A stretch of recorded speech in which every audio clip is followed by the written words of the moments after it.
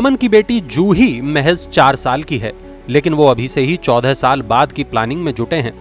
बेटी की आगे की पढ़ाई के लिए हर महीने पैसे बचाते हैं। करीब 12 से 14 साल में 50 लाख का कार्पस खड़ा करने का लक्ष्य है। जूही की हायर स्टडीज के लिए पैसों की कोई कमी नहीं आए, लेकिन हर महीने इन पैसों को बैंक अकाउंट में जमा करने में समझदारी नहीं है। कहीं खर्च हो गए तो एफडी या पीपीएफ में इसे जमा करना ठीक रहेगा, लेकिन अमन की नजर पड़ी चाइल्ड प्लान पर, जो लंबे समय में 10 से ऊपर का रिटर्न देने का वायदा कर रहे हैं। तो क्या अमन को इसमें निवेश करना चाहिए? एक ऐसा लक्ष्य जो भावनाओं से जुड़ा है, उसके लिए क्या ये चाइल्ड फंड सही रहेगा?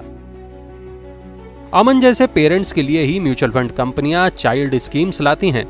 इन चाइल्ड फंड के नाम में ही भविष्य योजना, चिल्ड्रन गिफ्ट या यंग सिटीजन्स जैसे नाम जुड़े होते हैं।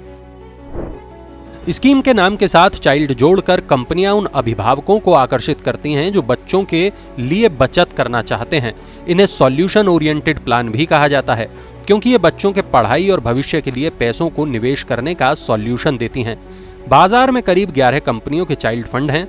इनमें केवल एक फंड में कंपलसरी लॉक इन है और बाकी में लॉक इन नहीं है। लेकिन इन फंड से शुरुआत के 2-3 साल में पैसे निकालने पर ऊंचा एग्जिट लोड देना पड़ेगा, यानी कंपनी निवेश के शुरुआती साल में पैसा निकालने वालों से ज्यादा फीस लेती है ताकि लोग इनमें लंबे समय तक बने रहें। एग्जिट लोड निकाली गई राशि का 2 से 3% तक हो सकता है। चिल्ड्रन फंड में कुछ हिस्सा इक्विटी में है और कुछ बॉन्ड यानी डेट बाजार में निवेश होता है, लेकिन मौजूदा सारे ही चाइल्ड फंड में इक्विटी का हिस्सा 65% से ज्यादा है, तो कुछ में 90% से ज्यादा निवेश इक्विटी में है। तो सारे ही चाइल्ड स्कीम इक्विटी स्कीम की श्रेणी में हैं।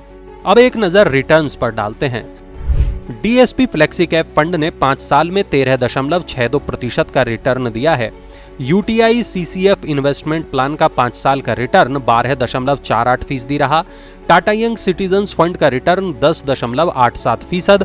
LICMF चिल्ड्रन फंड ने 8.38% का रिटर्न दिया, तो वहीं SBI magnum children's benefit plan ने 9.81% का रिटर्न दिया।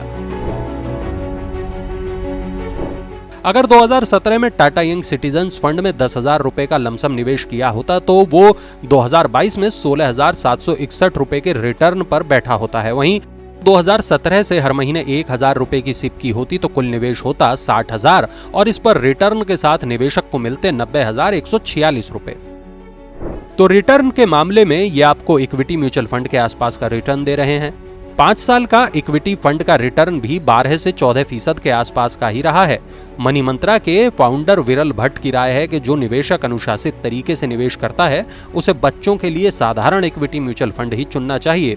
लंबी अवधि के लिए निवेश करना है तो बच्चों के ऐसे फंड का कोई मतलब नहीं है। इन योजनाओं में खास तौर पर इस फंड को चलाने का खर्च यानी एक्सपेंसेस रेशियो और एग्जिट लोड जैसे खर्च का अनुपात भी ज्यादा होता है।